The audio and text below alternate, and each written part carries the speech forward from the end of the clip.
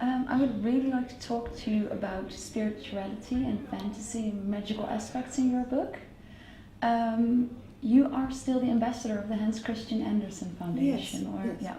And you grew up reading his books as well. Like every child in like the world. Every child, I Yes. did as well. Do the fairy tales of your past, like Hans Christian Andersen, still play a role in your current storytelling?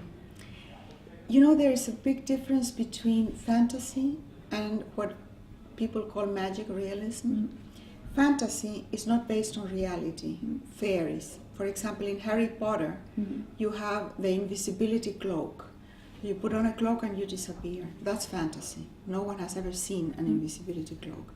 In my books, you will find invisible Indians that paint their body in the colors of nature, and they walk so silently in the woods that you don't see them, even if they are 2 yards away, and that's how they are invisible. So for magic realism, there is always an expression in real life and maybe an explanation. So that's my way of dealing with the spiritual world. Our emotions, dreams, premonitions, coincidences, all that is present in my books because it's present in life. It's Because I present see in your life as well. in everybody's lives. In your life, the thing is that maybe you don't pay much attention, but everybody dreams. Yeah. Everybody has had the experience of feeling that they have been in a place before, or deja vu, Yeah. or the experience that something that you thought then happens, or someone you meet you've already met before. Do you ever dream something and you use it in your books as well? All the time. All the Can you time. give an example? I am aware of my dreams and I write them down. And I have done that for so many years that by now I know the meaning of certain images in dreams. For example, I know that when I dream about a house, it's the family. If I dream about a baby, it's the book.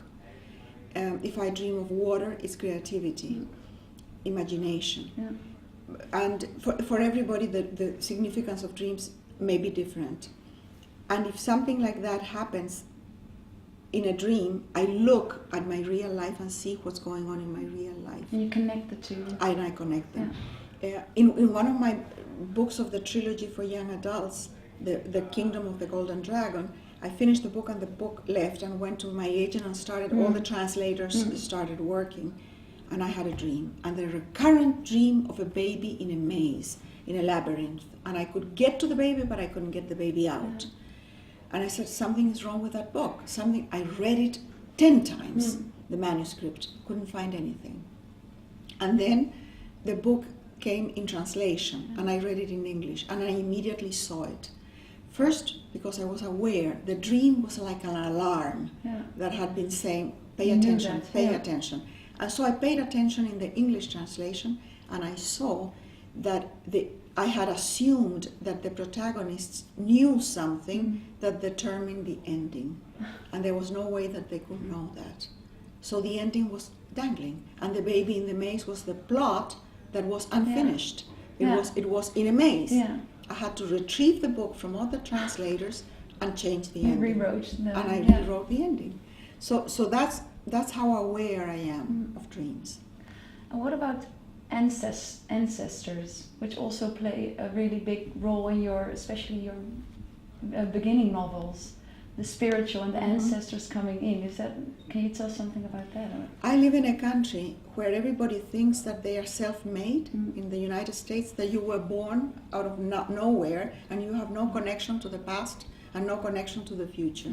But I come from a culture that is prevalent almost everywhere in the world, where you are connected to your family, to your past, to your ancestors, and you are in a way connected. You're just a link in a chain. You're connected to your descendants as well, and to a community. And I think that I don't worship my ancestors, but I think that I have from my ancestors things that are important. For example, from my grandfather, I have a sense of discipline and work. So when I don't feel like doing something, and I know that I have to do it, I hear the voice of my grandfather. My ancestor is with me. My grandmother was crazy. She was wonderful and crazy. So when my imagination that is not working very well and I need it for my writing, I ask her to come and help me. And she comes. She comes in.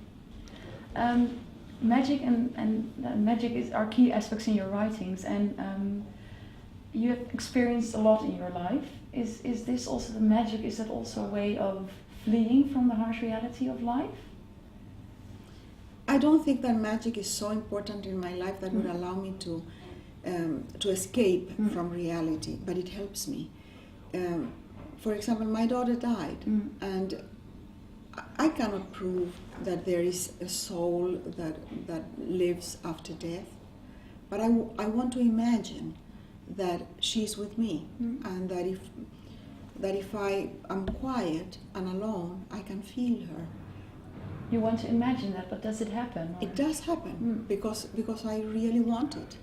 And in that sense, it's not escaping, it's using imagination and using a sense of magic to enrich my life and to make my life more faceted, more interesting.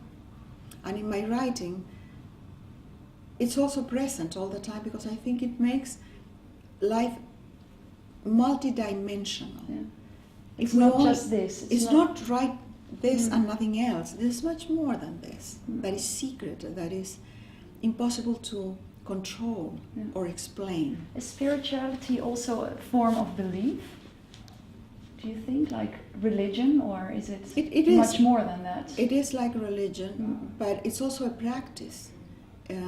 It's not only a belief, it's a way of practicing that belief in your normal life.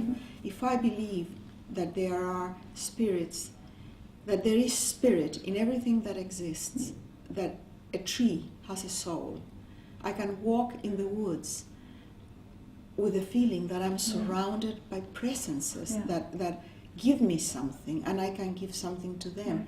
If I see someone cutting a tree, I suffer because I feel that they are mutilating life. Now, if I don't believe that, it's very easy for me to just cut a tree. Yeah, and just close your eyes for everything. For everything. But if I believe that there is life and spirit everywhere, then life becomes rich and colorful, and you are emotionally engaged with everything. Not just humans, but everything around you. And in my beliefs, that's why I'm not a religious person. I don't think that I know more than you, or that my beliefs are more important than yours, or that I have the truth, or God is with me. No, God is not with me. Can I just ask one more question? Last question. What is your hope for the future? I have many hopes. How do you imagine the future? Talking about imagination. I think that the future will be much better than now, because in my lifetime I have seen the world getting better, not worse.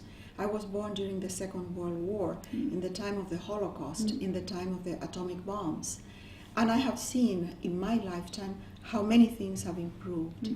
So I hope that my great-grandchildren will live in a world in which men and women will share the management of the world in equal parts. We will live in a more balanced and sustainable civilization in which we will be in touch with nature and with each other in much more profound and balanced terms. I think it will be a better world.